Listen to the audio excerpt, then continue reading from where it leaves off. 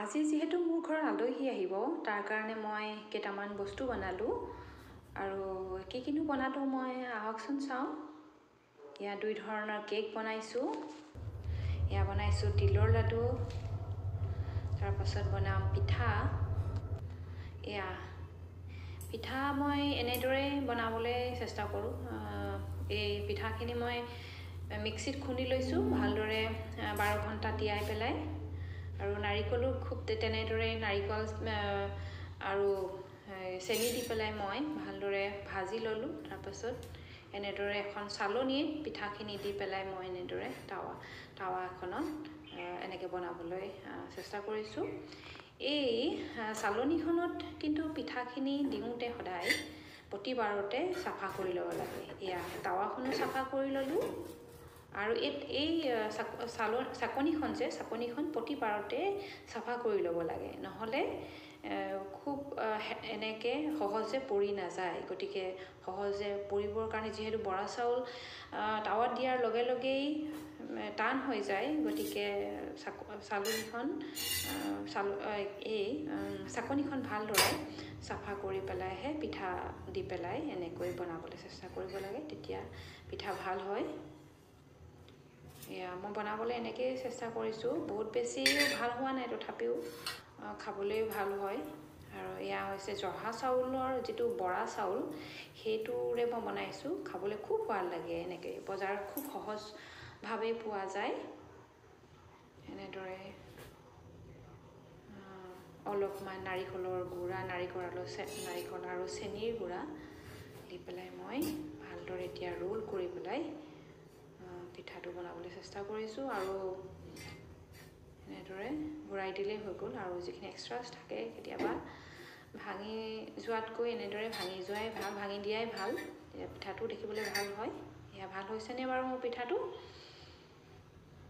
তেনেদৰে মই আৰু বনালোঁ পিঠা। এনেদৰে বেলেগ এখন টাৱা মই কাষত পাতি থৈছোঁ। এয়া চাওক, পিঠা কাষত এনেকৈ বনাই থোৱাৰ পাছত এনেদৰে টান হৈ যোৱাৰ পাছত মই ৰাখি দিম। ইয়াৰ আনফালে মই কেক বনালোঁ। এই কেকটো বনাওঁতে মই চকলেট আৰু চীজ ব্যৱহাৰ কৰিছিলোঁ। এইখিনি মই কাটি লোৱা হ'ল আগতীয়াকৈ। তো আপোনালোকক ভাবিলোঁ মই আপোনালোকক দেখাওঁ, কিন্তু কেনেকৈ বনালোঁ সেইটোহে মই ভিডিঅ' কৰিবলৈ নহ'ল। তথাপি মই আপোনালোকৰ আগত এদিন বনাই দেখাম কেনেকুৱা, এনেকৈ বনালে কেনেকুৱানো হয়। তো খাবলৈ খুব ভাল লগা হয় আৰু দেখিবলৈও ভাল লগা হয়। চীজ যিটো বজাৰত সহজ মূল্যভাৱে সহজে পোৱা যায়, সেই চীজটো অলপ লৈ পেলাই চীজটো 2-3খন চীজ যিটো সেইটো ল'ব পাৰে। তাৰপাছতে অলপ চকলেটটো অলপ গলাই ল'ব লাগে। গৰম পানীৰ ওপৰত ভালদৰে বাতি এটাৰ ওপৰত ভালদৰে চকলেটখিনি দি পেলাই এনেকৈ গলাই পেলাই দিব লাগে। গলাই পেলাইহে এনেকৈ পেষ্টটোত এনেকৈ যিটো আমি বেটাৰ বনাম কেকৰ, সেই বেটাৰটোত আমি ঢালি দিব লাগে। আৰু চীজখিনি নগলালেও হৈ যায়, টুকুৰাকৈ কাটি দিব লাগে। সৰুকৈ যিকোনো ধৰণৰ চীজ আপোনালোকে দিব পাৰে।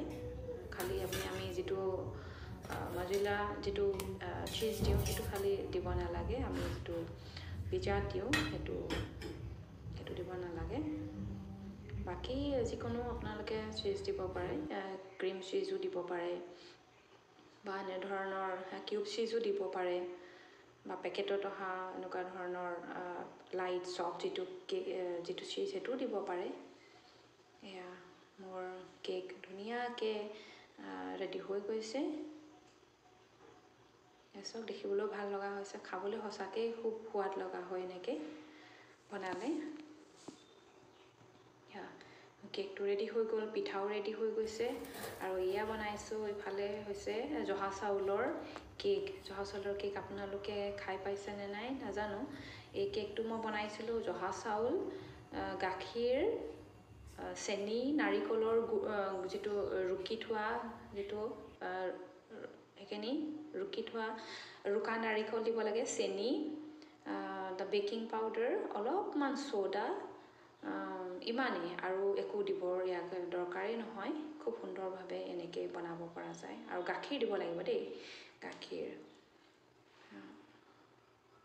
আমি যেনেদৰে নৰ্মেলি বনাওঁ কেক তেনেকেই আৰু এয়া বনালোঁ মই তিলৰ লাড়ু তিলখিনি আমি ভালদৰে ভাজি পেলাই গুড় গলাই তাতে ঢালি দিলেই আমি এনেধৰণে আমি খুব সহজে বনাব পাৰোঁ আশা কৰিছোঁ মোৰ ভিডিঅ'টো আপোনালোকে চাই ভাল পাইছে আৰু যদি ভাল পাইছে আপোনালোকে লাইক কৰিবলৈ নাপাহৰিব আজিলৈ আহোঁ ধন্যবাদ